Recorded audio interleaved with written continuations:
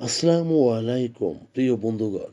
আপনারা নিশ্চয়ই জানেন যে ভেনেজুয়েলায় মার্কিন অপারেশন একটি নতুন অধ্যায়। বিশ্ব রাজনীতিতে এক নজিরবিহীন ও নাটকীয় মোড়। ভেনেজুয়েলার প্রেসিডেন্ট নিকোলাস মাদুরোকে এক বিশেষ সামরিক অভিযানের মাধ্যমে আটক করার দাবি করেছেন মার্কিন প্রেসিডেন্ট ডোনাল্ড ট্রাম্প। শনিবার ভোরে ভেনেজুয়েলার রাজধানী কারাকাসে একের পর এক শক্তিশালী বিস্ফোরণের মধ্য দিয়ে এই অভিযানের সূচনা হয়।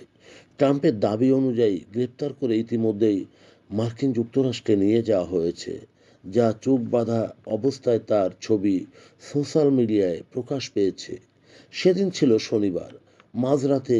যে অপারেশন সেটি ভোর রাত থেকেই ভেনেজুয়েলার রাজধানীর কারাকাছের কালো মেঘে ঢাকা আকাশ কেঁপে ওঠে বারবার, এবং একের পর এক বিস্ফোরণে রাজধানীর প্রধান সামরিক ঘাঁটি এবং কৌশলগত স্থাপনাগুলোতে আঘাত হানা হয়েছে, যা ডোনাল্ড ট্রাম্প তার সোশ্যাল মিডিয়ায় নিশ্চিত করেছেন।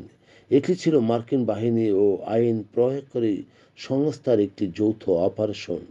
অভিযোগ বিচার সম্পর্কিত যা জানা যায় সেটি হলো মাদুরো ও তার স্ত্রী সিলিয়া ফ্লোরেসের বিরুদ্ধে নিউ ইয়র্কের আদালতে মাদক পাচার এবং অবৈধ ব্যবসার গুরুতর অভিযোগ আনা হয়েছে।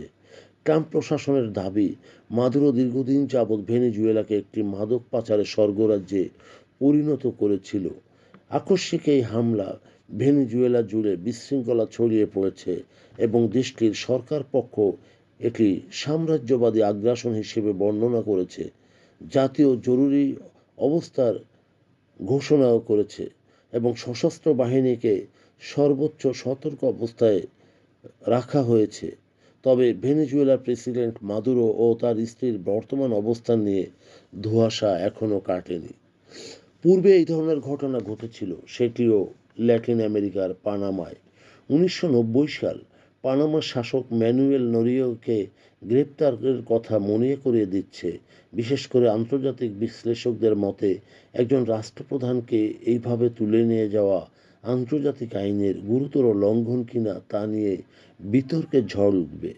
ডোনাল্ড ট্রাম্পের এই পদক্ষেপ ল্যাটিন আমেরিকায় মার্কিন প্রভাব বিস্তারের একটি চরম নিদর্শন হিসেবে দেখা হচ্ছে। মাদুরোর পতন কি ভেনেজুয়েলায় দীর্ঘকালীন গৃহযুদ্ধের দিকে ঠেলে দেবে, নাকি পশ্চিমা গণতন্ত্রে উদ্ভাসিত হবে ভেনেজুয়েলা?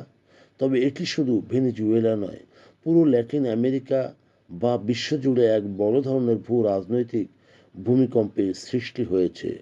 প্রিয় বন্ধুগণ, যদি আমাদের এই তথ্য গল্প আপনার ভালো লাগে তাহলে লাইক এবং শেয়ার দিন এবং কমেন্ট বক্সে কমেন্টস করুন এবং আমাদের ফলো দিন এবং সাবস্ক্রাইব করুন। ধন্যবাদ।